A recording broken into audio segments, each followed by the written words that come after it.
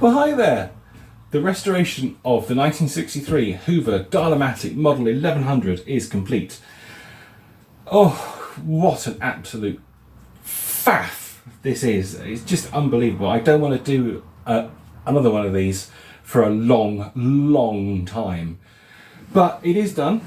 It is complete. It is back together in one unit. It's, yeah, looking pretty good. Giving it a really good clean. Oh, look. Got some bags sticking out the side. Better sort that out, hadn't I? Yeah, so how did we get to this point? Well, let's find out.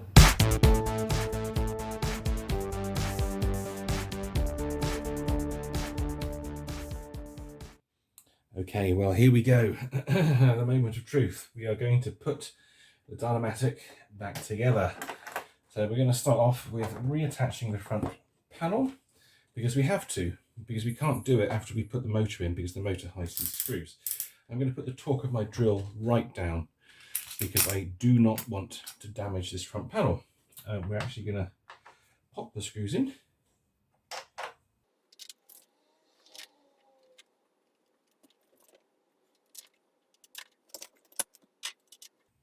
And now do them up.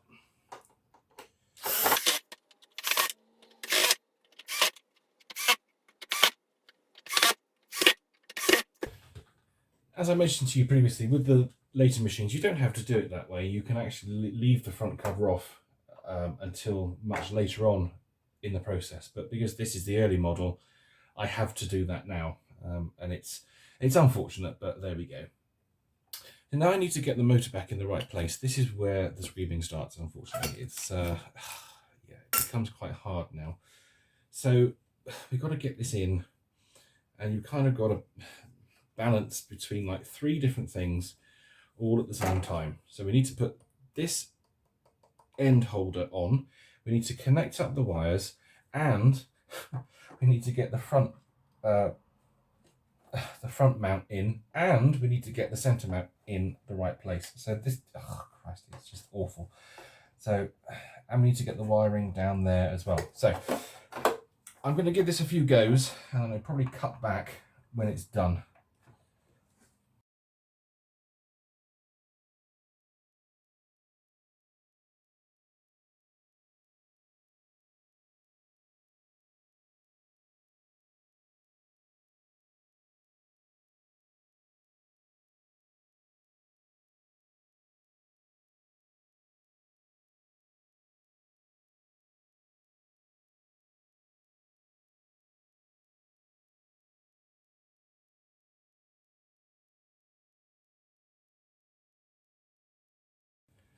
Well, I believe it is now in, and I believe I've got it in the right position. I don't really know, can't tell until we actually turn it on with the cover back in place. I think I said last time that there was a screw missing from here. I'm not sure that there is. Hang on a minute. Oh no, there is actually. Yeah, there is a screw missing from there. I just need to find a screw to go in this position and hold the top of that mount in place.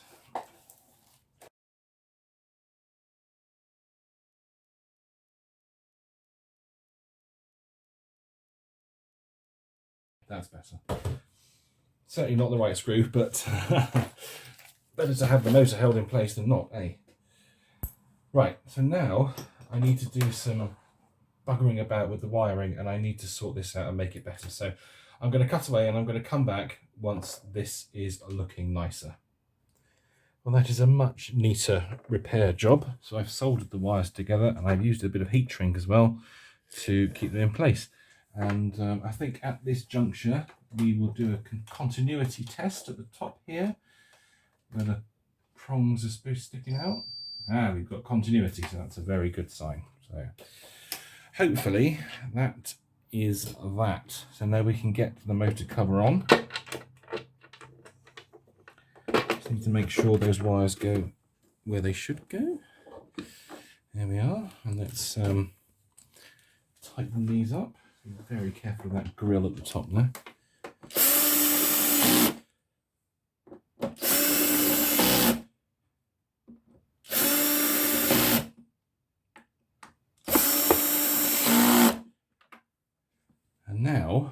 can do, the exciting part, is that we can actually test it now and see if it works. Right, I've got my adapter. I need the handle and the cable. Everything falls around. So, we can plug the plug into the top. Let's turn the switch on first and make it easier for us. Plug the plug in at the top there, like so.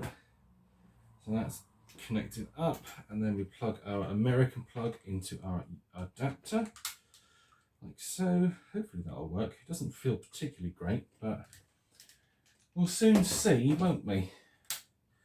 Now place your bets. Is it going to work?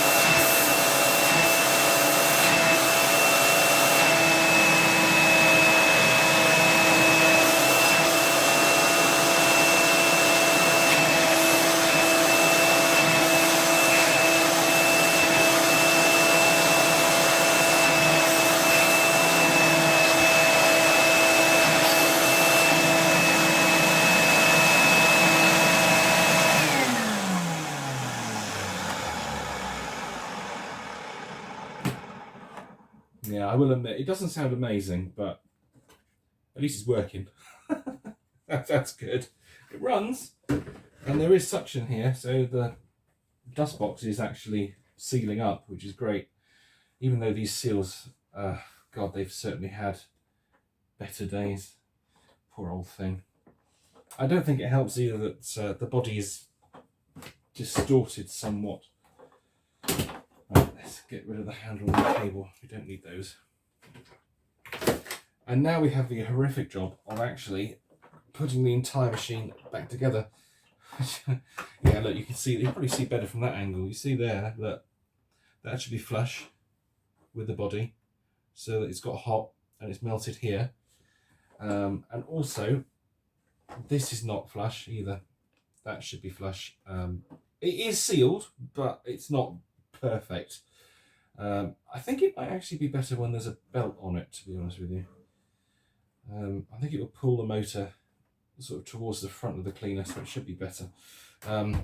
Definite damage here where it's got hot and melted this cover. But anyway, I need to pause there because I've got a stinking headache, and this machine is not helping with that. Right, we're on the home straight, lads. Here we go. So, right, now we've got to try and get the base back on the body. Right, this is the difficult bit. So, we need to be ready. And what we've got to do is get the body ready to receive the hood. Now, I think the easiest way is to do it like this. So, oh, it's slipping, it's quite top heavy. Put that down there through your legs, like so. And now we need to get these bits ready to go in.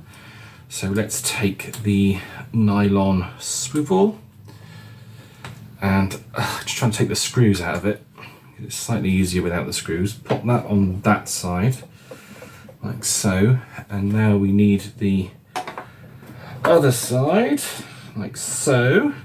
And we very carefully lower the body down through the hood, being careful not to scratch anything or break anything. We've got to pull the wheels out, and it should, yes, it should just drop through. And now we can start doing screws up. So let's get this side in first.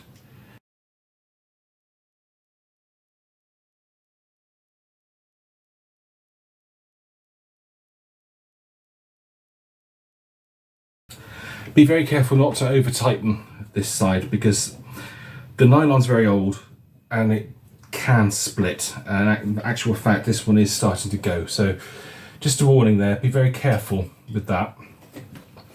Now we can put the screws in this side.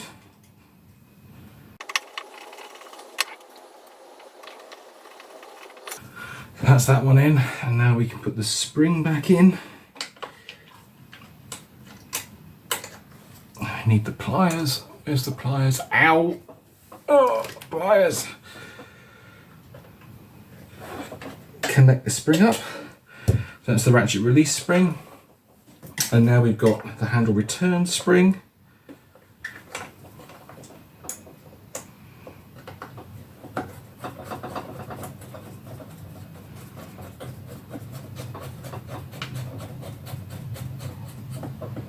Good, right. So that is the body reattached to the base, which is fantastic. That's really good news. So let's get these out of the way. And now we can reinsert the brush roll and the suction hose. So we need a belt. It'll be a pretty big belt. That's too big. Let me see what I've got in my drawer.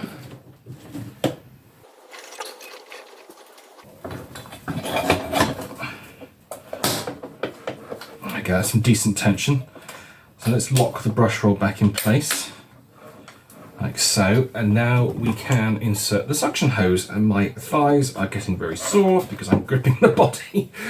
Right, let's get this back in. Come on. Oh my God, we're almost there. There we go, right, I've got to slide this in now. Oh, doesn't want to go in. Oh, God damn it. No. Oh, it's so difficult. Hammer. Oh,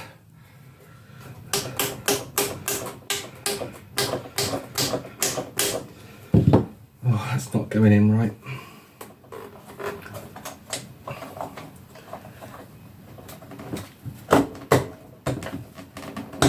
Oh. Come on, give it a bit of force. There we go. If in doubt, use the rubber mallet. There we go. That's in. Good. Base plate.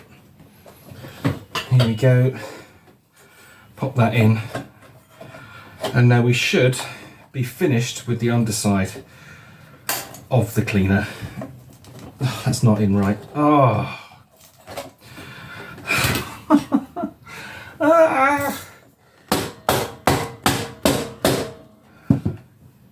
That should be in. It'll be interesting taking that out. But hopefully we'll never have to do it again. Lock the base plate in position, and we're done. So that is the underside of the machine complete. Now we can flip over and do the final bits. Whew. We now return to the rear of the cleaner. So the first thing to do is make sure that this bar is set at the right distance, and I think that's okay. And we need the bag door, which we have here. So first things first, we're going to put the hose through. Come on. Just see what I mean when I said that everything about this cleaner is difficult. It's just difficult to do. Get that at the right point, and now squeeze the bag door into the right position. There we go. And now we need these pieces, and we can put the bag door back on. So let's get these screwed in. Line up these little holders. Get your screwdriver and do them up.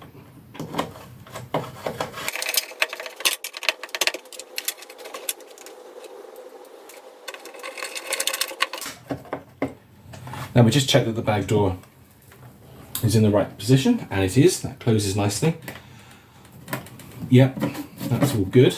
Okay, and now I'm just going to squeeze that hose down a little bit. Make sure it's in the right place. We have the suction changeover mechanism. So we've got a felt washer that goes here at this point that seals it off. And then we put this piece of plastic back on. The final screws are here. So let's get those in.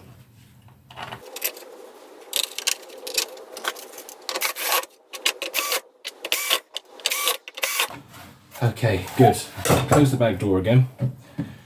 And does the changeover control work? Yes, it does. Perfect. Okay, let's leave that on high for the minute. We lock the back door. Yeah, so that's good. Lovely. So that's in place. Very pleased with that. And now the final piece of the puzzle is to put the handle back on. We have to be very, very careful with this because they're so prone to breaking. So we connect up our plug and socket like so, and this needs to be fed up through the handle. Kind of to get it right first time, because if you try and take it out, it'll just pull the plug and socket with it. So I'm just trying to get this in to the right level, and I think that is about it there. Let me take the final screwdriver, and get this done up. Not quite right. There we go. That should be it. Yeah, there we go. Got it. Don't do that screw up too tight at all, because you risk breaking the plastic there. Now, I'm just going to find a pneumatic HEPA bag, because I do like to cheat. And the HEPA bag should fit this machine quite nicely. So let's turn this round so you can see it. Oh, it's nice to have the machine back together in one piece. That's lovely. Let's open the back door again. Bring you down. There we go. So, I reckon we can pop this in like so. Yeah, that should work quite well actually. Certainly better than the original paper bags. Let's fold that over. I know this is a bit of a bodge, but these bags are so much better than the papers. And then squeeze it in, do it up, and that, as they say, is that. What a beauty. Oh, so glad to have that done. Right, the moment of truth. Is it me or is it very dark in here? I don't know if it's just the phone being very dark, but it just seems to be very dark. Anyway, let's flip the switch. It's plugged in, see if it works.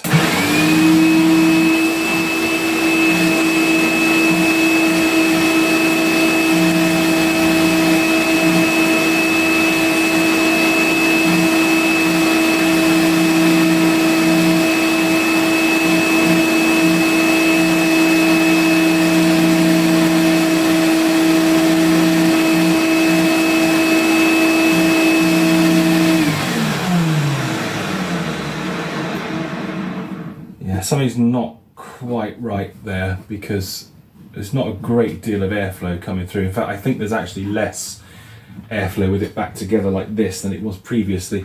So it probably needs a bit of fettling. I know that these seals become very, very poor over time. And the bag door just does not seal to the front. So you kind of have to fiddle about with it a little bit, make some adjustments. Honestly, don't know if it's worth it.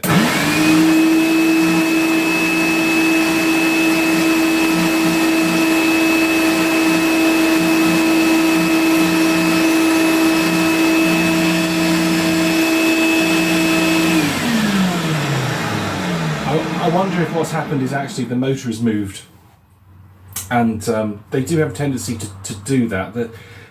That seal that goes around the top of the motor to seal it to the body is notoriously bad. It is seriously terrible, and I just think that may have moved back or forward slightly, so we're not getting as much suction and airflow as we should do.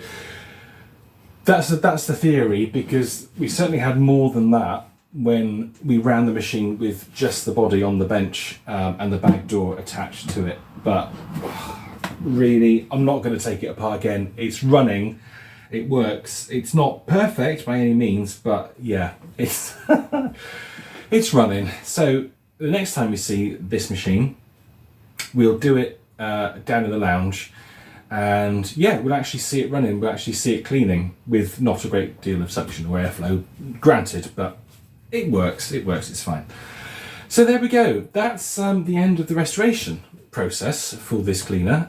Hope you enjoyed it. It was certainly a labour of love for me. Oh God, I'm so glad it's over and it's back in one piece.